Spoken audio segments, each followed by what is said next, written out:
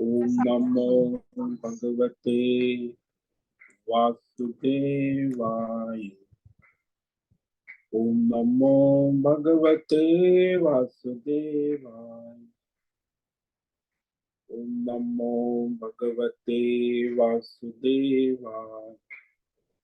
ओम नमो भगवते वासुदेवाय। ओम नमो भगवते वासुदेवाय। ओम नमो भगवते वासुदेवाय। ओम नमो भगवते वासुदेवाय। ओम नमो भगवते वासुदेवाय। ओम नमो भगवते वासुदेवाय। ओम नमो भगवते वासुदेवाय। ओम नमो भगवते वासुदेवाय। ओम श्री परमात्मने नमो नमः। ओम गणपतये नमो नमः। ओम सं सरस्वत्यै नमो नमः। ओम गुरुभ्यो नमो नमः।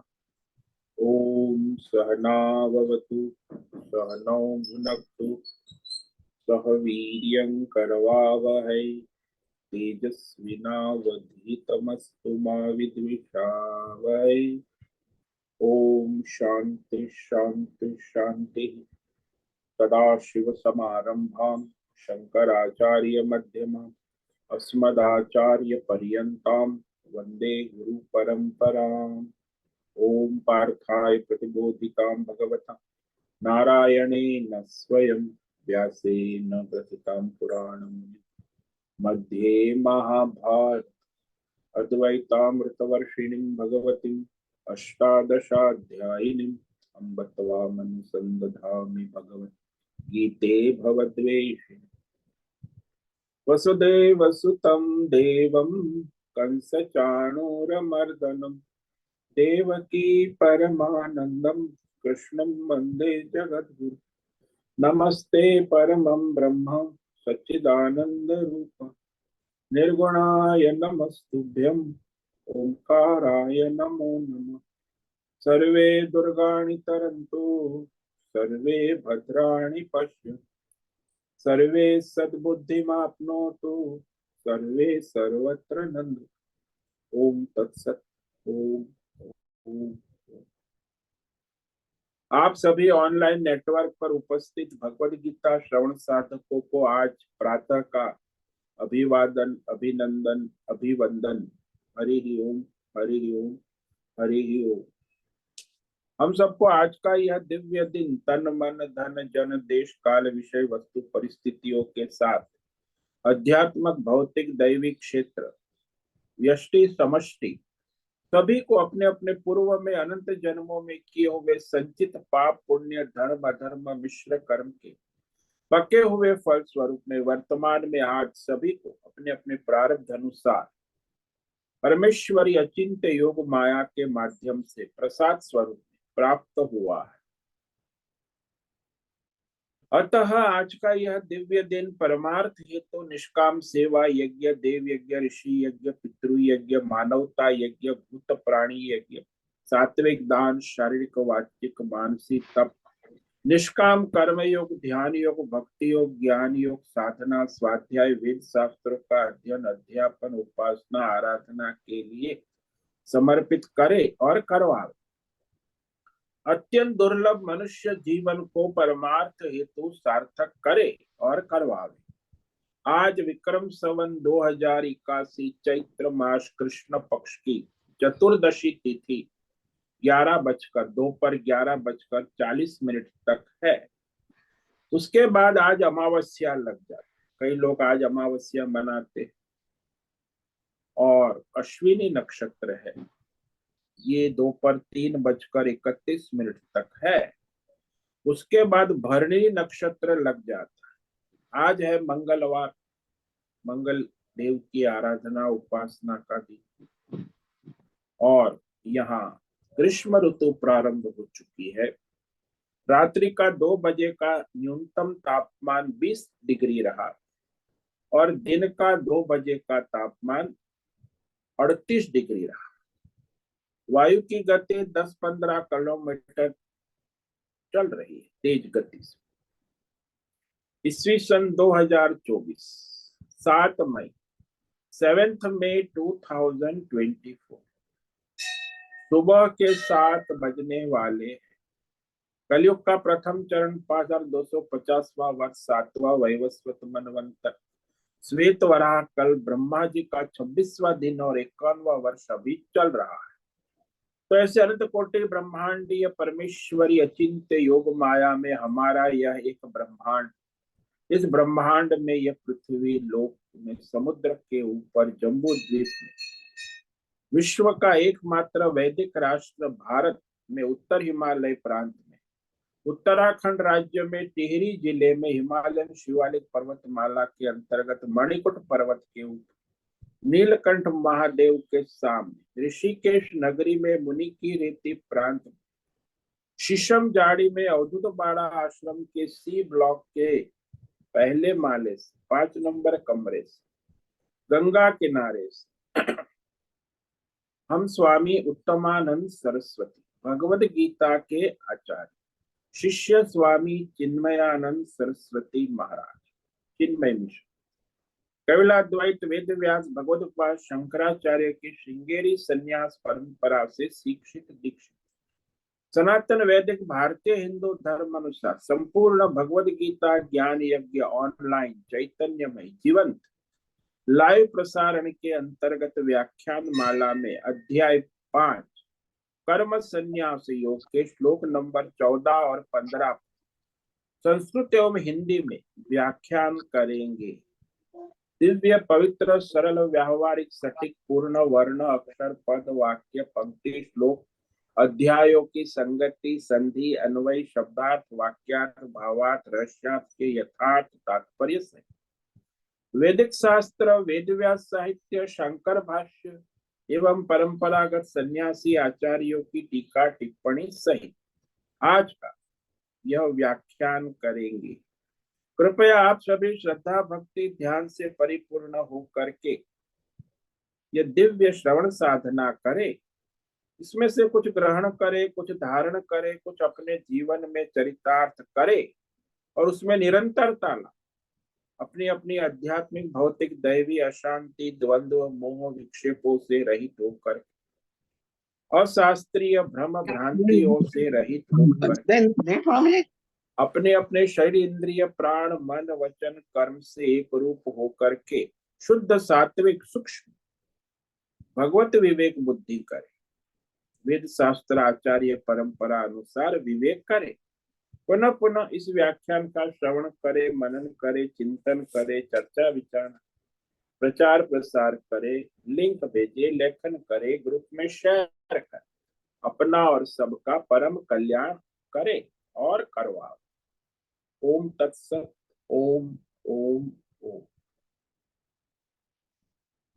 तो कल हमने श्रीमद् भगवद गीता अध्याय 5 कर्म संन्यास योग के श्लोक नंबर 14 पर व्याख्यान किया था। तो वहां भगवान कहते हैं कि प्रकृति ही सब कार्य करती है, परमात्मा कुछ करते नहीं। परमात्मा तो अकर्ता ही है। तो ये श्लोक में जो भगवान ने कहा स्वभावस्तु प्रवर्त, प्रकृति ही प्रकृति का कार्य करती, न कर्तृत्वं न कर्माणि लोकस्य सृजते प्रभुः न कर्म फल संयोगम स्वभावस्तु प्रवर्तते। प्रभु जो है कहा स्वयं प्रकाशित सर्वशासक ब्रह्मा विष्णु महेश के भी मालिक परमेश्वर परमात्मा कि जिसके शासन में ब्रह्मा विष्णु महेश अपना कार्य करते, तो वह इस संसार में मनुष्य के न तो कर्तापन को, न कर्मों को, न कर्म फल के संयोग की रचना कर। ये प्रकृति माया अपना व्यवहार करती है, प्रवर्तते। त्रिगुणात्मक माया जो है ईश्वरीय शक्ति, तो वह प्रकृति को यहाँ स्वभाव का, अपनी अपनी स्वभाव, स्वम भावना, अपनी अपनी भावना, वृत्ति, विचार, वासना, कामना को स्वभाव। तो सबकी अपनी अपनी वासना, कामना, वृत्ति को, उसी को स्वभाव कहते। तो सबकी प्रकृति भिन्न भिन्न, मनुष्य के कर्मों के अनुसार भिन्न भिन्न प्रकृति हो, और कर्म करते हैं उसका फल भी भिन्न भिन्न होता। तो परमात्मा कुछ करता नहीं है, ऐसा भगवान यहाँ कहते।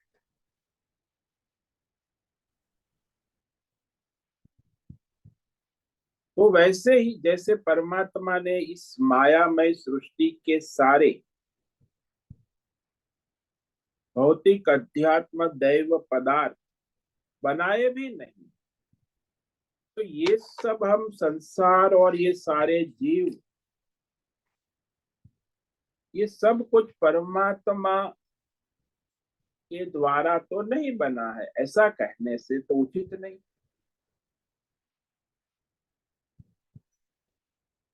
तो परमात्मा का हम लोग कहते हैं कि ये परमात्मा का रूप है, सब भगवान का रूप है। भक्ति वाले बहुत कहते, सब भगवान है, भगवान का रूप है, भगवान का नाम। इसका रहस्य समझना आवश्यक कि ये सारा सामने मोबाइल है, घड़ी है, आपका घर है, परिवार है, पैसा है, तन है, स्थूल शरीर है, सूक्ष्म, ये व्यष्टि समष्टि घट पट, सभी सभी में परमात्मा है। तब ये सारे भौतिक, अध्यात्म, दैव विषय की हमें प्रतीति निरंतर होती रहती। क्या सभी परमात्मा का रूप है, सब में परमात्मा है, ऐसा आप कैसे कह सकते? जैसे अंधेरे में रस्सी पड़ी है तो कोई कहता है सांप है, कोई कहता है जलधारा है, कोई कहता है डंडा पड़ा है, कोई कहता है फूल माला है, सब दिख। तो ये सब दिखने का कारण क्या सर्प है? सर्प क्या रस्सी सर्प को बनाती है? क्या रस्सी जलधारा को बनाती है? क्या रस्सी डंडे को बनाती है? क्या रस्सी फूल माला सुखी बनाती है? वस्तुतः रस्सी सर्प को नहीं बनाती। तो सर्प हमें क्यों दिखता है? बोले रस्सी के तत्व का जो अज्ञान है, रस्सी के तत्व का जो अज्ञान है, उसी अज्ञान की ये त्रिगुणात्मक विक्षेप शक्ति, माया शक्ति है, वही सर्प को दिखाती है, सर्प का निर्माण करती। इसी तरह से जो सर्वव्यापक परमात्मा है, उसका जब तक मनुष्य को, जीवात्मा को अज्ञान है, तब तक ये त्रिगुणात्मक माया है, और उस त्रिगुणात्मक माया की विक्षेप शक्ति से सारा जगत प्रकट हो जाता है। तो वह माया शक्ति परमेश्वर की प्रकृति है। इसलिए कहा जाता है कि परमेश्वर ने उसे बनाया, परमेश्वर है। इसीलिए माया शक्ति से सारा संसार बनता है।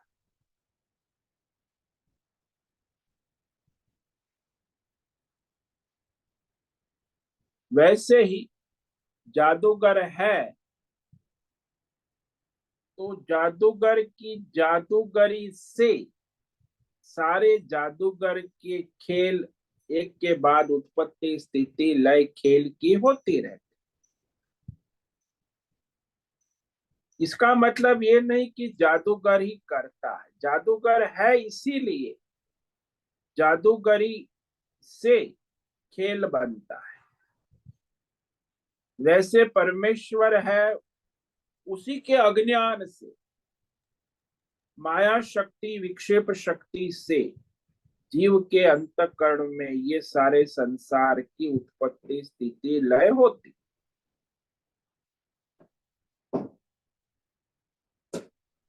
तो जैसे जीव के संबंध में उसके अंतःकरण की उपाधि मात्र करता नहीं, अंतःकरण की उपाधि में पड़ा हुआ जो अंतरात्मा चैतन्य प्रतिबिंब है वही करता है, प्रकाशित कर। तो ये माया उपाधि से विशिष्ट जो परमात्मा है चैतन्य, वही सब भौतिक अध्यात्म दैव विषयों को बनाने वाला है। उसको यहाँ स्वभाव का प्रकृति माया है, जिसकी ये सारी संसार रूप प्रवृत्ति है। तो प्रकृति स्वभाव वस्तु प्रवर्तते, भगवान कह रहे प्रकृति ही अपना कार्य कर। जादूगर ही खेल नहीं करता, जादूगर की उपस्थिति में जादूगरी ही सारा खेल सर्जन करती है, पालन करती है, संहार करती है, दूसरा खेल सर्जन पालन करती है।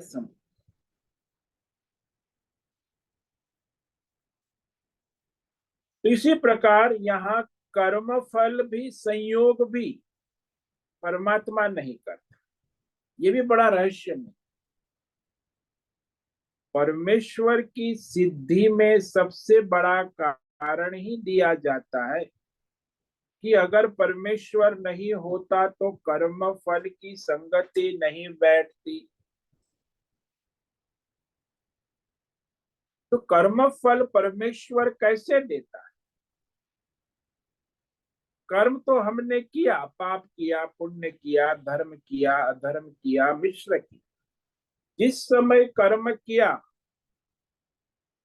उसी क्षण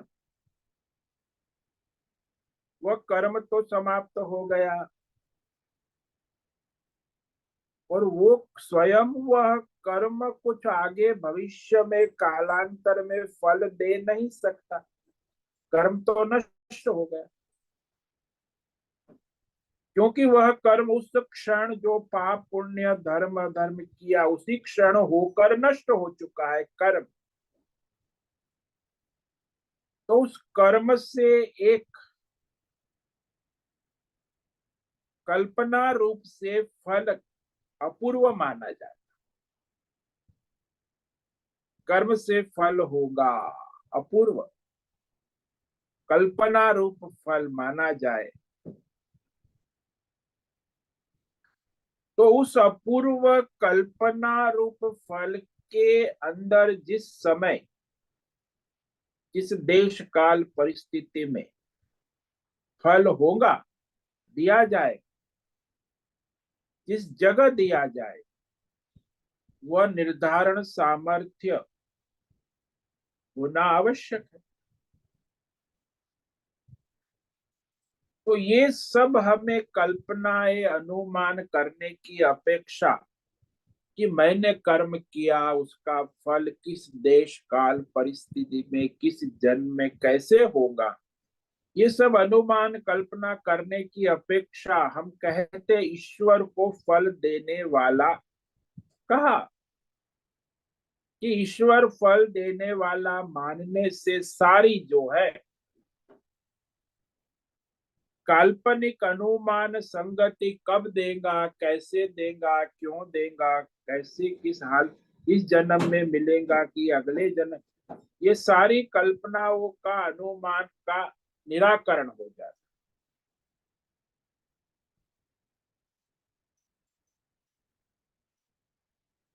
उस ईश्वर को फल कर्म फल संयोग कराने वाला कहते हैं।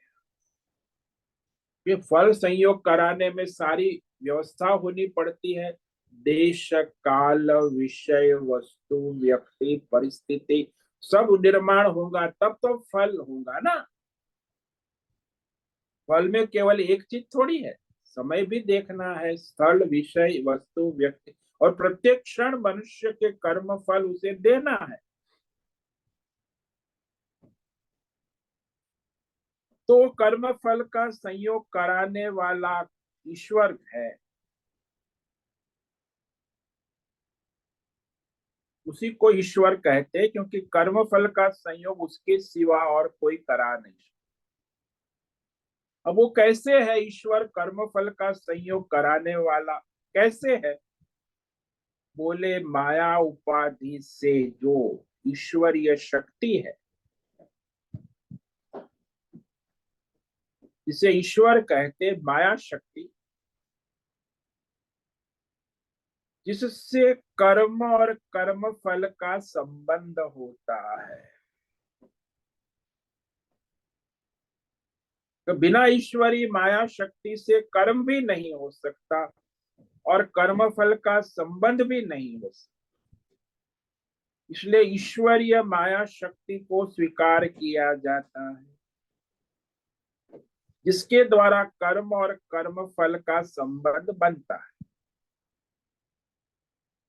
अब जिसने कर्म किया, कर्म के फल का जब संयोग समय देश काल विषय वस्तु परिस्थिति अवस्थाओं का समय होता है, तभी वह ईश्वरीय माया से वह देश काल विषय परिस्थिति वहां उस जीवात्मा के लिए उपस्थित हो जाती है। वे सारी वस्तुओं को उपस्थित करने वाला तो परमेश्वर ईश्वर परमेश्वर नहीं, ईश्वर है, माया। ईश्वरीय माया के बिना परमात्मा के स्वतः स्वयं कार्य नहीं कर सकते।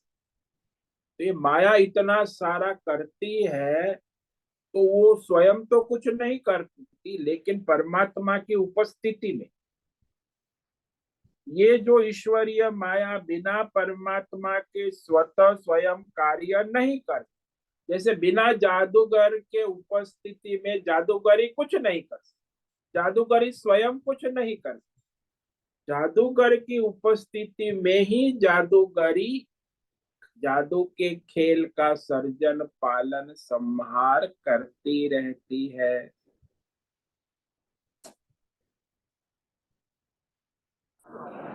इसीलिए ईश्वरीय माया के बिना परमात्मा के स्वतः स्वयं कार्य नहीं कर।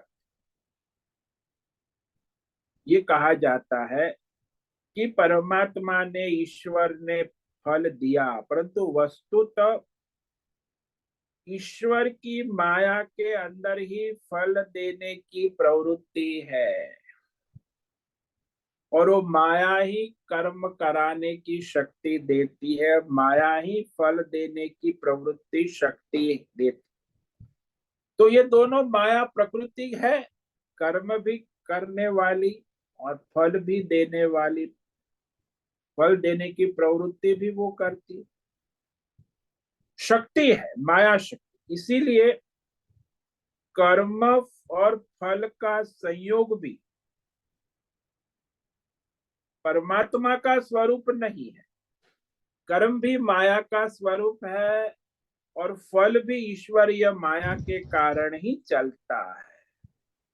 परमेश्वर में न कर्म है न फल देने की सामर्थ्य। कर्म और फल सारे जो है ईश्वरीय माया के द्वारा दिए जाते हैं। जैसे दृष्टांत ले लो ना, कि एक बहुत बड़ी कंपनी है, उसका मुनीम है, मुनीम आजकल अकाउंट कहते, पहले जमाने में मुनीम कहते। अब वो अकाउंटेंट है, वो कंपनी के मालिक तो वो अकाउंट देखने आते नहीं है, साल में एक बार वो रिपोर्ट देखते होंगे। तो पूरे साल वो जो मुनीम है, अकाउंटेंट है, वो सारे कंपनी के कर्मचारी, स्टोर डिपार्टमेंट, सभी डिपार्टमेंटों का कर्मचारियों का उनके कर्म के अनुसार फल देने का सामर्थ्य है। वो अकाउंटेंट सभी को कितने दिन आया, कितने दिन नहीं आया, कितना उसकी तनख्वाह काटनी है, कितनी उसको देनी है, कितना उसने ओवर टाइम किया, कितना उसे बोनस देना है, वो कर्म का फल जो है वो मुनीम अकाउंटेंट ही देता है, मालिक कुछ नहीं करता। तो वह माया ही यहाँ मुनीम है, ईश्वर परमेश्वर तो कुछ नहीं। वही कर्म को देखती है, कर्म करती है, कराती है, वही कर्म का फल भी निर्धारण करके देती। तो सभी जीवों को अपने अपने कर्म अनुसार फल देने का सामर्थ्य ईश्वरीय माया शक्ति में है। जैसे वो मालिक है कंपनी के, उसकी जो माया शक्ति है वो क्या है, वो मुनीम है, अकाउंटेंट है।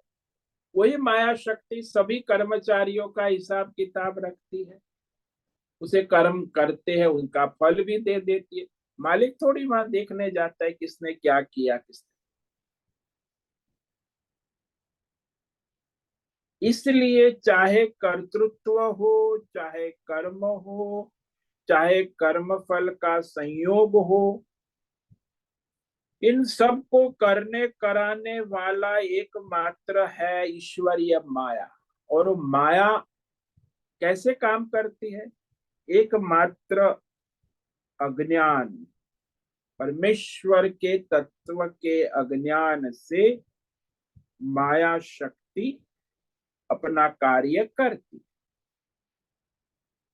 तो इसमें मूल कारण तो परमेश्वर के तत्व का अज्ञान है, और फिर माया का खेल, और उसमें सारा कर्ता कर्म फल। तो कर्ता भी उत्पन्न हो जाता है, कर्म भी उत्पन्न हो जाता है, और कर्म फल का संयोग भी। सबको करने वाली ये माया है, ईश्वरीय शक्ति। अब माया कहो, अज्ञान कहो, ईश्वरी, सब बात एक। तो जो स्थूल शरीर, सूक्ष्म शरीर के अंदर 24 तत्वों का स्वरूप धारण किया है, वो किसने किया है? माया।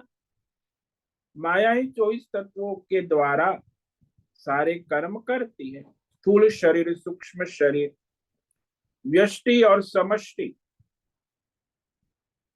तो व्यष्टि रूप से जीव और समष्टि रूप से संसार, जीव भाव की व्यष्टि उपाधि माया हो जाती है। और फिर वही माया अज्ञान समष्टि रूप से संसार में विद्यमान है, वह माया उपाधि ईश्वर समष्टि उपाधि वाला हो जाता, ब्रह्मा विष्णु महेश। तो व्यष्टि उपाधि भी, व्यष्टि जीव अविद्या उपाधि वाला है, समष्टि ईश्वर माया उपाधि वाला है। और वो उस प्रकार उनकी प्रकृति के अनुसार जीव और ईश्वर अपना कार्य करते हैं। स्वभाव वस्तु प्रवर्तक। जीव अपना कार्य अपने अज्ञान से कर, वो अज्ञान भी माया के कारण ही है। और ईश्वर भी, ब्रह्मा विष्णु महेश भी अपनी सृष्टि का सर्जन पालन संहार इस माया शक्ति, माया उपाधि से ही करते।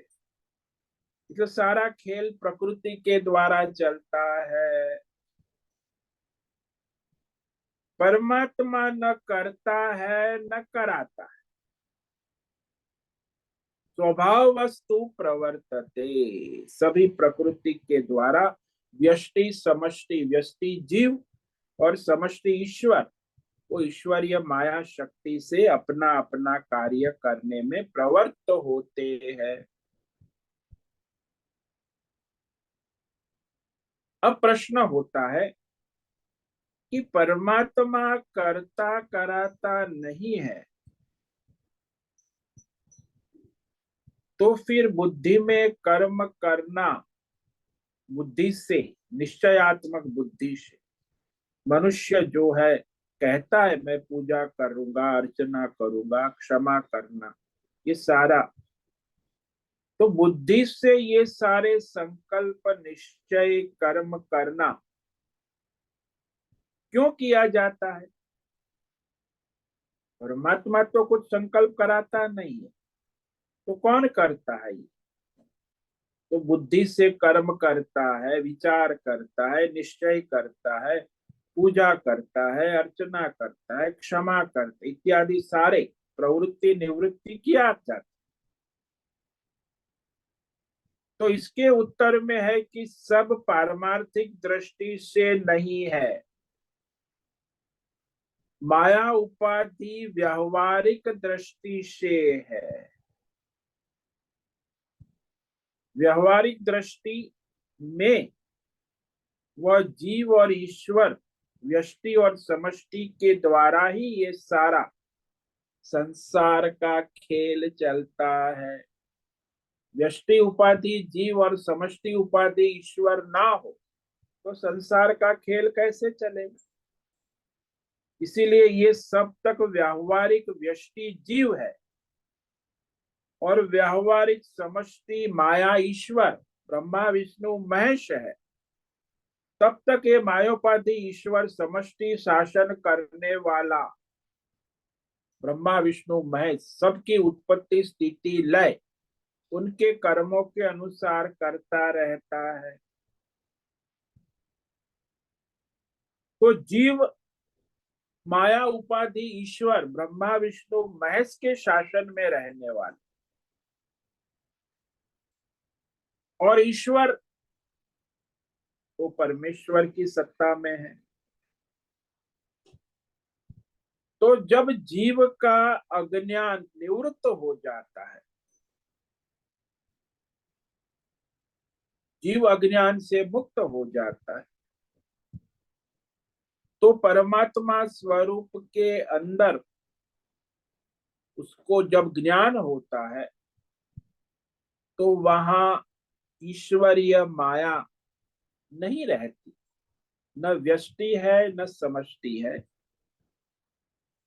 तो सारे संसार द्वंद्व विक्षेप परमार्थतः समाप्त हो जाते, वास्तव में नहीं है।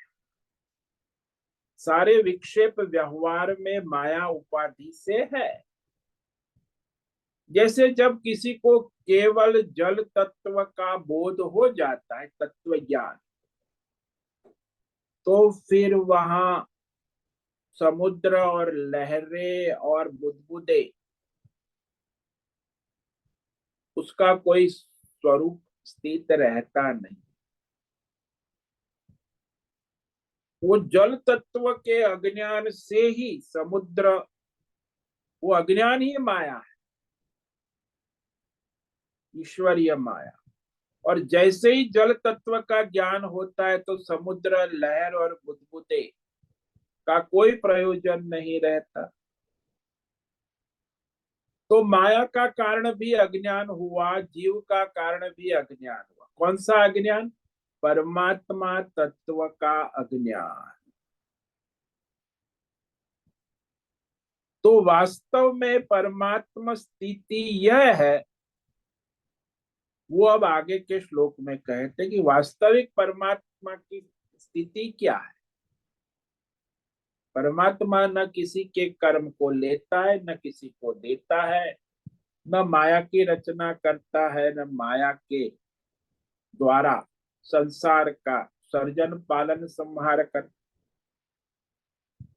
तो ये सारा जो है माया और अज्ञान का खेल, जीव और ईश्वर का खेल, संसार का खेल केवल परमात्मा तत्व के अज्ञान से ही प्रतीत होता है। यह आगे के श्लोक में भगवान कहते हैं,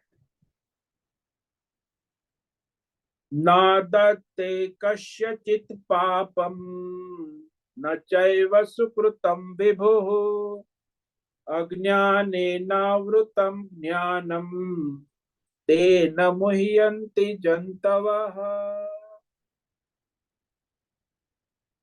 न दत्ते कस्यचित् पापं न चैव सुकृतं विभुः अज्ञानेनावृतं ज्ञानं तेन मुह्यन्ति जन्तवः। यह परमात्मा को सर्वव्यापी परमेश्वर विभु कहा। विभु, विभु यानी सर्वव्यापी परमेश्वर। माया उपाधि, जीव उपाधि, जगत उपाधि, सब उपाधि वाला।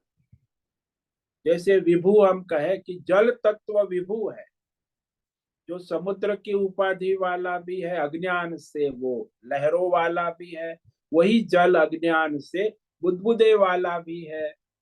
ऐसे वो परमेश्वर माया उपाधि अज्ञान से ब्रह्मा विष्णु महेश भी होता है, जीव भी होता है अविद्या उपाधि, और उसका संसार पाप पुण्य धर्म अधर्म कर्म फल देने वाला भी होता है।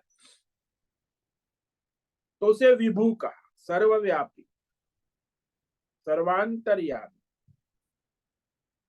वह परमात्मा न किसी के यानी प्रकृति के, जीव के, पापम यानी अधर्म, और न किसी के पुण्यम सुकृतम पुण्यम ग्रहण नहीं करते। परमात्मा किसी के पाप पुण्य का हिसाब नहीं रखते, तो ग्रहण कहां से करें? वो तो माया ही उसका हिसाब कर दे देती। न किसी के पाप को ग्रहण करते हैं, न किसी के पुण्य को। किंतु अज्ञाने न ज्ञान, अज्ञान के द्वारा परमात्मा तत्व का ज्ञान ढका हुआ है। उसी से ये मनुष्य जो है, अज्ञानी मनुष्य, इस व्यष्टि समष्टि जीव ईश्वर और संसार की माया से मोहित तो हो रहे हैं। मुह्यंती, मोहित हो रहे, क्योंकि वो परमात्मा तो विभु है, सर्वव्यापी है, चैतन्य में न किसी के अधर्म पाप कर्म को ग्रहण करता है, न किसी के धर्म पुण्य कर्म को ग्रहण, न उसका हिसाब किताब रखता है, न उसका फल देता है। ये अज्ञान से ही, परमात्मा के तत्व के अज्ञान से ही ये जीवात्मा माया और संसार का खेल चलता है। और उसी के कारण सारे जीवात्मा मोह माया में पड़े रहते हैं और कहते रहते कि हम स्वयं करते कराते भुगते भुगवाते हैं। हालांकि जीव जो है और ईश्वर है और संसार है, ये सारा अज्ञान और मोह माया से ही चलता है। जैसे आपका स्वप्न है, आपके स्वप्न का ईश्वर ब्रह्मा विष्णु है, और आपके स्वप्न का संसार, और आपके स्वप्न का जीव कब तक चलता है? बोले जब तक आप जग नहीं जाते। जगने के बाद क्या होता है? अरे ये तो स्वप्न है, केवल मैं हूं, ये तो कुछ है ही नहीं। तो अपने स्वरूप का बोध होता है कि मैं हूं, ये स्वप्न तो है ही नहीं, मिथ्या है, असत। अज्ञान के कारण स्वप्न दिख रहा है, और स्वप्न को स्वप्न देखते समय तो सही मानता था, लेकिन जगने के बाद उसे पता चला कि अरे ये तो कुछ है ही नहीं, केवल मैं हूं। न स्वप्न का ब्रह्मा विष्णु महेश है, न स्वप्न का संसार है, न स्वप्न का जीव है। जगने के बाद उसे लगता है केवल मैं हूं, बाकी ये कुछ है ही नहीं।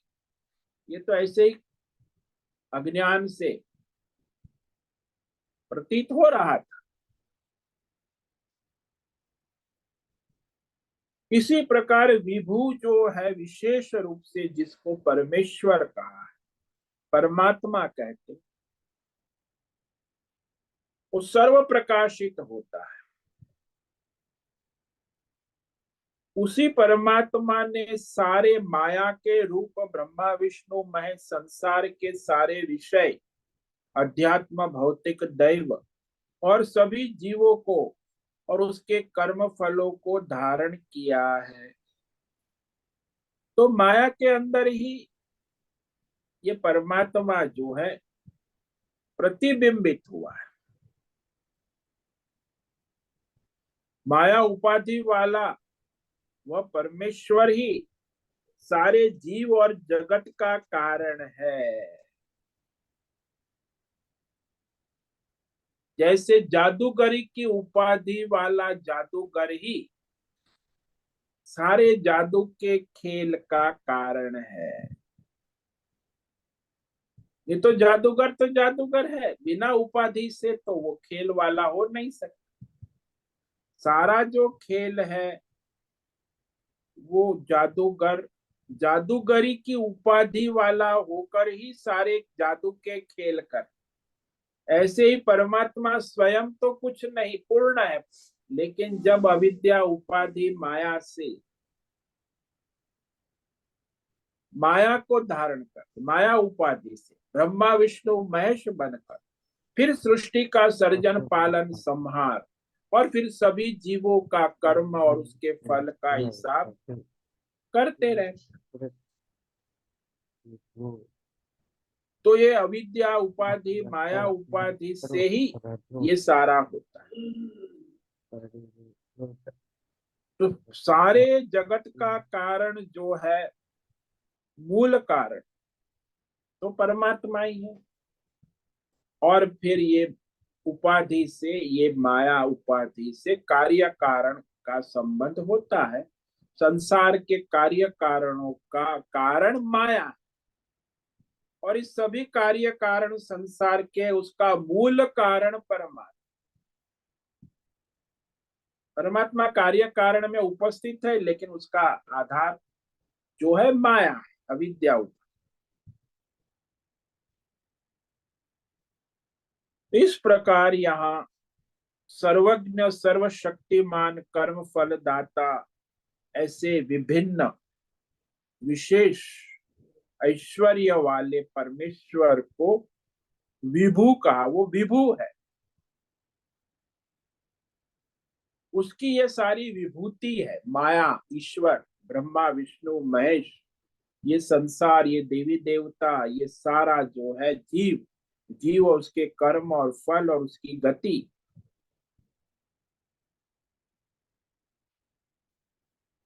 तो सारे के सारे जो स्थूल शरीर सूक्ष्म शरीर सभी जीवों के, उसमें जो परमात्मा जो है माया उपाधि से सदा सर्वत्र सब में जैसा का तैसा रहे। वो कैसे रहता है जीव में? जीव में मैं हूं बिना उपाधि वाला होकर। फिर जीव कहता है मैं देवदत्त हूं, तो फिर वो देवदत्त, फिर जीव अपने संसार उपाधि से सुखी दुखी होता है, पाप पुण्य करता है। मैं हूं में कोई पाप पुण्य नहीं है, लेकिन जब मैं देवदत्त हूं तो मैं पापी हूं, पुण्यात्मा हूं। उपाधि, माया उपाधि, अविद्या उपाधि। तो वो परमात्मा यहाँ सर्वत्र जीव में मैं हूं के रूप में परमार्थ दृष्टि से विशेष रूप से नित्य निरंतर सब जीवों में प्रकाशित होता रहता है। यानी सदा सर्वत्र सब में उपस्थित रहता है।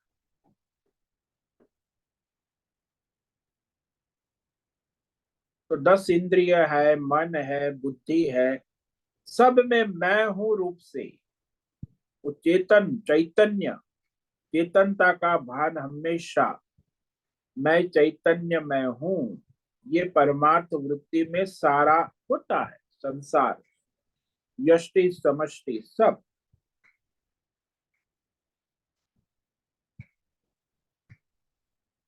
तो वैसा ही जैसा मैं हूं, वैसा ही ब्रह्मा के शरीर में भी मैं हूं, वो एक ही है। विष्णु के शरीर में मैं विष्णु हूँ, ब्रह्मा के शरीर में मैं ब्रह्मा हूँ, महेश के शरीर में मैं महेश हूँ, और देवदत्त के शरीर में मैं हूँ। तो सब एक मैं हूं, तो सब में एक ही है। माया उपाधि से वो जीव और ईश्वर का भेद प्रतीत होता।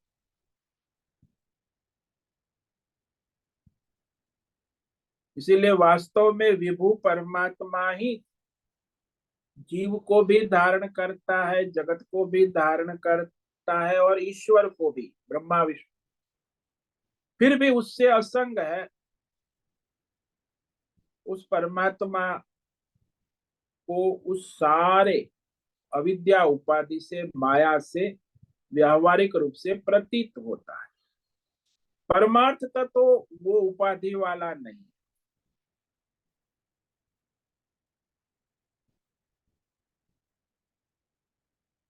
तो आजकल देखो, वर्तमान में बहुत से ऐसे जो संप्रदाय वाले होते हैं ना, जो कहते हैं कि परमात्मा तो सर्वव्यापक है, सबका रूप है, तो बाल गोपाल में भी वही परमात्मा है, तो उन्हीं की सेवा पर्याप्त क्यों नहीं है?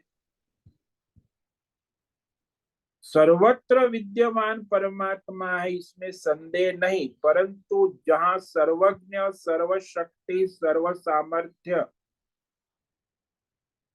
की बात आती है, प्रकाशन की बात आती है, तो वहां परमात्मा आराधनीय है, पूजनीय है, वंदनीय। विभु परमात्मा की पूजा करते हैं।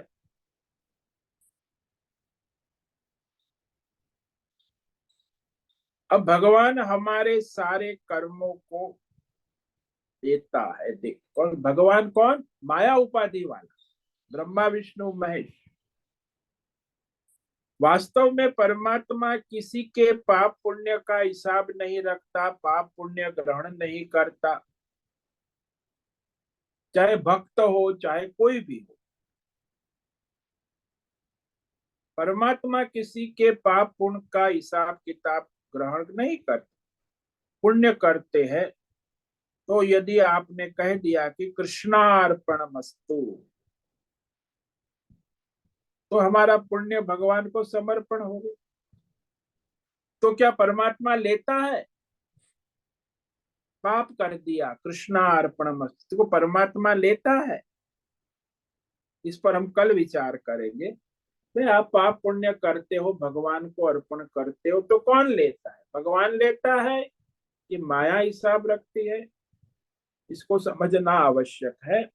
इस पर हम कल विचार करेंगे। तो आज हमने जिस श्लोक पर विचार किया, ये श्लोक भगवान जो है वह परमार्थतः इस जीव जगत और ईश्वर की माया से रहित है। परमात्मा जो है वास्तव में अज्ञान से ही, माया उपाधि से ही संसार और जीव का प्रतीति होती है। जैसे वास्तव में जल तत्व में समुद्र, लहर और बुदबुदे की प्रतीति हो। जल तत्व में कोई समुद्र, लहर, बुदबुदे नाम की कोई चीज नहीं, लेकिन जल तत्व के अज्ञान से ही ये समुद्र, माया और लहरें और बुदबुदे का आभास प्रतीति होने लगती। यही यहाँ कह रहे हैं, नादत्ते कस्यचित् पापम न चैव सुकृतं विभुः अज्ञानेनावृतं ज्ञानम तेन मुह्यन्ति जन्तवः। सर्वव्यापी परमेश्वर परमात्मा को यहाँ विभु कहा। वह न किसी के पाप कर्म और पुण्य कर्म माया के भी किसी कर्म को नहीं लेते, ग्रहण करते।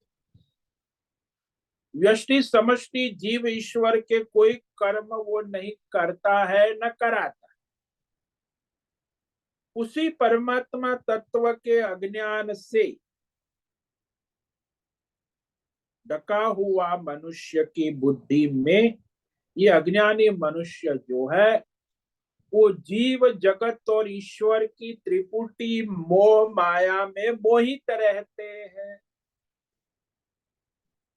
तो ये जीव जगत और ईश्वर का जो खेल है वो अज्ञान से है, परमात्मा के तत्व के अज्ञान से।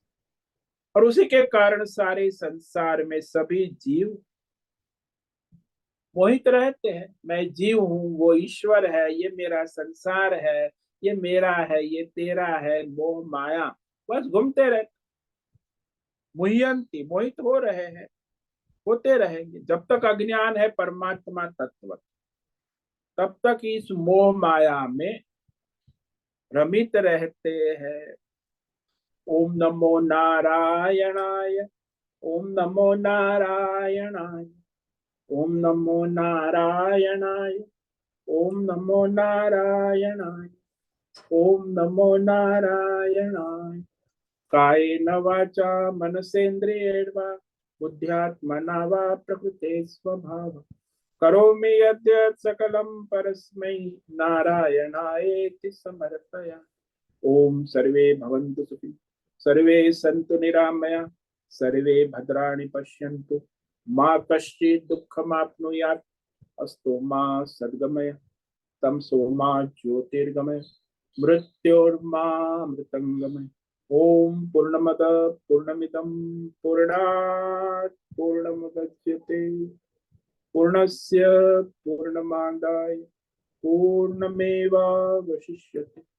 ओम शांति शांति शांति। शंकरं शंकराचार्यं केशवं बादरायणं सूत्रभाष्यकृतौ वन्दे भगवन्तौ पुनः पुनः।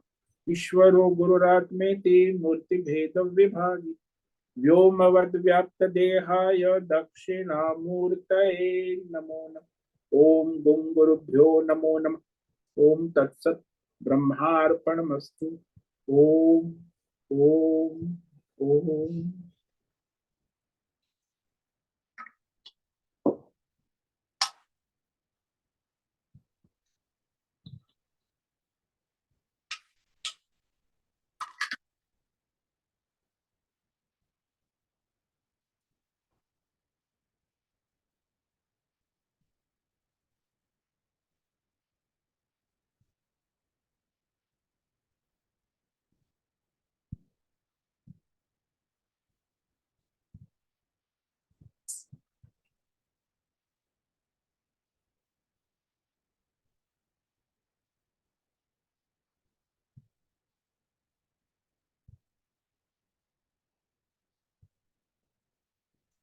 ओम नमो नारायण स्वामी जी। ओम नमो। बोलो हेमा। स्वामी जी, आज आपने विवेक करवाया कि हर एक जीव के अंदर ब्रह्मा विष्णु महेश मतलब ईश्वर के अंदर सबके अंदर मैं रूप से परमात्मा हाजिर है। हाँ, मैं हूँ के रूप में। हाँ, वो चैतन्य हाजिर है। तो ये जो अहंकार है वो किस रूप से अपने अंदर रहता है वो? वो अज्ञान से, अपने अच्छा। स्वरूप का मैं हूं के अज्ञान के बाद अहम हाँ। का अज्ञान ही अहंकार बन जाता है। अज्ञान है तो अहंकार, अहंकर्ता। हम्म। मैं हूं का ज्ञान है तो अहंकार है नहीं, केवल मैं हूं। हम्म। मतलब अज्ञान से जीव के अंदर अहंकार उत्पन्न होता है। हाँ जी, हाँ जी, हाँ जी। अच्छा। फिर तो वो ये मोहित हो जाता। मोह माया जीव जगत ईश्वर भेद रम सब 24 तत्वों को तादात्म्य करता है। व्यष्टि समष्टि को अहंकार, व्यष्टि अहंकार, समष्टि अहंकार, सब वो अहंकार ही है। तो ये अज्ञानी जीव के पास, हर एक जीव के पास एक स्वतंत्रता है कि वो अपनी बुद्धि में विवेक लाकर भगवत भाव से ये अज्ञान दूर कर सकता है। हाँ, सभी अपना विवेक करके अपनी बुद्धि से अपना ये जो अज्ञान है उसका निवारण करने में समर्थ है, लेकिन बुद्धि उसकी शुद्ध होनी चाहिए। तो मैं हूं में स्थिति होना आवश्यक। मैं जीव हूं ये अज्ञान है ना, हम्म। मैं परमात्मा स्वरूप हूं ये ज्ञान है, मैं ईश्वर का हूं ये भी अज्ञान है, माया उपाधि। यानी ब्रह्मा विष्णु महेश जो है माया उपाधि, वो भी अज्ञान है। तो मैं जीव हूं वो ईश्वर है, ये संसार ईश्वर ने बनाया है, ये सब अज्ञान है। जीव जगत ईश्वर की जो त्रिपुटी है, भ्रम है, यही अज्ञान है। और उसी से फिर वो इस तीनों के मोह माया में घूमता रहता है, अज्ञानी में मोहित तो हो रहे। भगवान कह रहे इसमें मोहयंती जन, सभी जीव इस अज्ञान परमात्मा के तत्व के अज्ञान से जीव जगत और ईश्वर की मोह माया में, यानी ईश्वरीय माया और जीव मोह में बस घूमते रहते, मोहित हो रहे।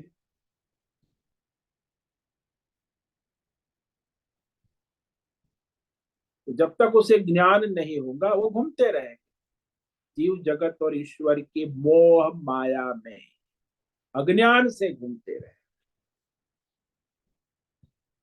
घूमते हैं, घूमते रहेंगे, घूमते थे, जब तक ज्ञान नहीं होगा घूमते रहेंगे, मोहित हो रहे कहा ना भगवान। क्योंकि अज्ञान से उस परमात्मा का तत्व ज्ञान ढका हुआ है। अज्ञाने ज्ञानम आवृतम तेन मुह्यंति, मोहित क्या हो रहा है, यही जीव जगत ईश्वर की मोह माया में घूम रहे हैं, वही मोहित हो रहे,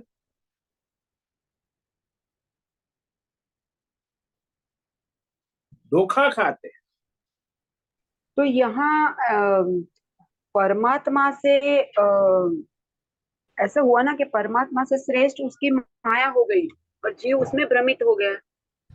वो तो अज्ञान से वो ऐसे उसने मान लिया माया को, तो जीव मोहित हो गया अज्ञान से, तो उसको परमात्मा को महत्व देता ही नहीं ना, उसके लिए तो माया ही श्रेष्ठ हो गई ना अज्ञान से।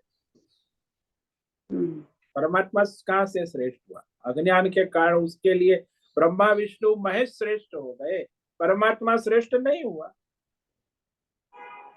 मगर इतनी आकर्षक ये माया बनाई है कि वो बनाने वाले को भूल जाते हैं और वही माया में उलझ जाते हैं। हाँ, तो वही अज्ञान कहा ना। अविवेक कहो अज्ञान कहो, इसी को अविद्या कहते, अविवेक कहते, अज्ञान कहते। हम्म। तो ये अभी सत्संग के द्वारा हमें जानकारी हुई कि ये माया उपाधि सब अज्ञान है। मगर वो जब तक हमारी बुद्धि शुद्ध नहीं होगी तब तक ये ज्ञान टिकेगा नहीं। नहीं नहीं नहीं टिकेगा, हाँ यही तो है ना। जब हाँ तक आपकी बुद्धि शुद्ध नहीं होगी, हाँ या द्वंद्व राग द्वेष कर्म योग ध्यान योग भक्ति योग से बुद्धि शुद्ध नहीं होगी, तो ये हाँ। ज्ञान वो फूटे घड़े की तरह बस बह जाएगा। अभी आपने सुना ये ज्ञान, फिर आप ब्रेकफास्ट लंच हा हा वो ये करोगे, तो हम्म ज्ञान बह जाएगा, टिकेगा नहीं। हम्म। बुद्धि में तब टिकेगा जब बुद्धि शुद्ध है, जिसमें कोई द्वंद्व नहीं है, हम्म जिसमें अज्ञान नहीं है, हम्म जिसमें बुद्धि में परमात्मा तत्व का ज्ञान केवल दृढ़ है। यानी हम्म बुद्धि ज्ञान स्वरूप है, हम्म अज्ञान से मोह माया में पड़ी हुई नहीं है। हम्म हम्म हम्म तो ज्ञान में स्थिर बुद्धि है ना, निश्चयात्मक परमात्मा ज्ञान में स्थिर। तो ज्ञान बुद्धि दो प्रकार की है, परमात्मा ज्ञान बुद्धि और ये हम्म माया ज्ञान बुद्धि, वो भी अज्ञान है, माया ज्ञान ही अज्ञान है। हम्म। ये जीव जगत ईश्वर का जो भी ज्ञान है, भौतिक अध्यात्म, ये सब अज्ञान ही है, और उसी से हम्म। मोहित रहता है। परमात्मा तत्व के ज्ञान में बुद्धि स्थिर तब होगी जब इस अज्ञान का आवरण हटेगा, और उस हटाने के लिए ही फिर कर्म योग, ध्यान योग, परमात्मा को समर्पित निष्काम करे, तब बुद्धि शुद्ध होगी, तो अज्ञान हट जाएगा। हम्म। तो बुद्धि तत्व ज्ञान में, परमार्थ ज्ञान में स्थिर हो जाए। आपने अभी जैसे तो क्या है, बुद्धि चारों में घूम रही है, परमार्थ ज्ञान में भी घूम रही है, माया में भी घूम रही है, ब्रह्मा विष्णु महेश में भी, संसार में भी घूम रही है, और सब जीवों में भी मोहित हो रही है। ये तो चारों जगह भ्रमित है, वो अशुद्ध बुद्धि है ना। तो जब तक ये विवेक ज्ञान से बुद्धि शुद्ध नहीं हो जाती, यानी ज्ञान तत्व ज्ञान में स्थित नहीं हो, तब तक वो मोह माया में घूमता रहेगा, अज्ञानी मनुष्य मोहित होता रहेगा, क्योंकि अज्ञान के द्वारा ही ये सारा खेल चलता है। परमात्मा के तत्व का अज्ञान ही, उसी के द्वारा ये माया और ये सारा खेल, जैसे मैं बार बार दृष्टांत देता हूँ कि जल तत्व के अज्ञान से ही समुद्र का सर्जन हो जाता है, लहरों का सर्जन हो जाता है, और सब उसी में मोहित हो रहे, जिसको जल तत्व का ज्ञान बोध नहीं।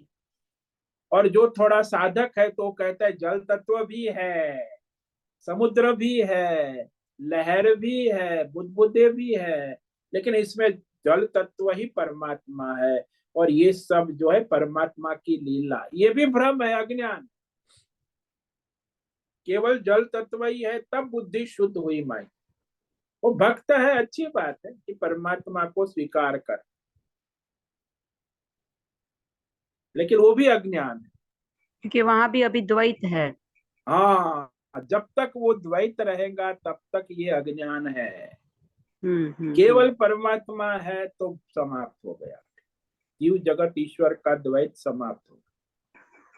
तो जैसे आपने वो रस्सी का उदाहरण दिया, और उसमें किसी को सर्प दिखती है, किसी को माला दिखती है, और जब भी एकदम प्रकाश होता है तभी रस्सी का ज्ञान हो जाता है। वैसे हाँ हमारे अंदर भी वो ज्ञान का प्रकाश आएगा, तभी ये माया हट जाएगी और परमात्मा तत्व का वो ज्ञान हो जाएगा वैसे। हाँ, तो अज्ञान आपका हटेगा तो ज्ञान तो प्रकाशित है ही, स्वयं प्रकाश। हम्म। देखो, आपको वहां रज्जू के स्वरूप का अज्ञान है, तब तक सर्प दिखेगा। हाँ। रज्जु के स्वर, जो स्वरूप के तत्व का यदि आपको 100% ज्ञान हो गया, तो हम्म। वहां सर्प नाम की कोई चीज रह नहीं सकती। उसके लिए प्रकाश आवश्यक है, एकदम प्रकाश होगा तो रज्जू दिखेगी। हाँ, प्रकाश, वही ज्ञान प्रकाश, ब्रह्म ज्ञान, ब्रह्म विद्या, गीता उपनिषद, ये ब्रह्म विद्या ब्रह्म ज्ञान का प्रकाश होना। और ब्रह्म हम्म। ज्ञान के प्रकाश के लिए दिया बनाना है, तो दिए का प्रकाश तभी होगा जब दिया हो, पाती हो, तेल हो, तब प्रकाश। अपने आप प्रकाश थोड़ी होगा। हम्म। इसीलिए वो दिया, पाती, तेल, ये कर्म योग, ध्यान योग, भक्ति होगा, तब ज्ञान का प्रकाश होगा। अच्छा। हम्म। दिए से खले अपने आप प्रकाश नहीं होगा। हम्म। दिया तो है, लेकिन वो उसमें तेल भी होना चाहिए, पाती भी होनी चाहिए, और उसे प्रज्वलित हो जाए तो प्रकाश प्रकाश होता है। तो ज्ञान का प्रकाश तो तभी होगा ना। ऐसे ही कर्म योग करोगे, ध्यान योग होगा, भक्ति योग सिद्ध होगा, ये दिया पाती, तब जाके ज्ञान प्रकाश हो जाएगा। नहीं तो ज्ञान योग कैसे होगा। हम्म।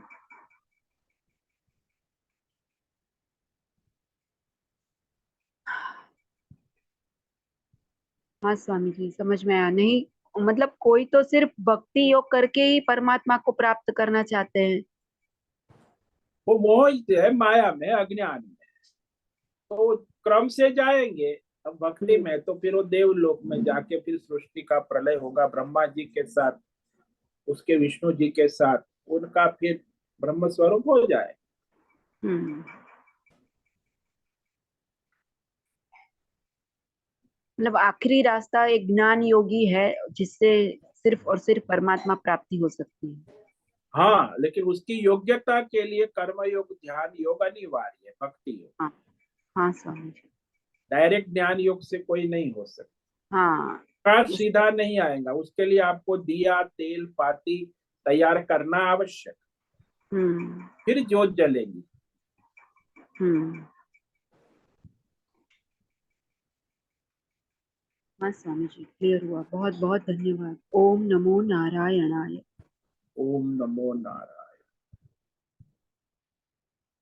ठीक है, आज का समय पूरा हो गया। सभी साधकों को आज का ओम नमो नारायणाय, सबको ओम आज नमो नारायण है स्वामी जी। सभी ओम साधकों नमो को नारायण। सभी साधकों आज का को ओम नमो नारायणाय। ओम ओम नमो नमो नारायण स्वामी जी। नारायण। ओम नमो ओम नमो नारायणाय। नारायण। मुझसे निवेदन है, आज ओम का नमो सत्संग नारायणाय। पूर्ण करे। आज का ये सत्संग हम यही समाप्त करते हैं। सभी साधकों को ओम नमो नारायणाय। धन्यवाद। सभी साधकों को ओम नमो नारायणाय।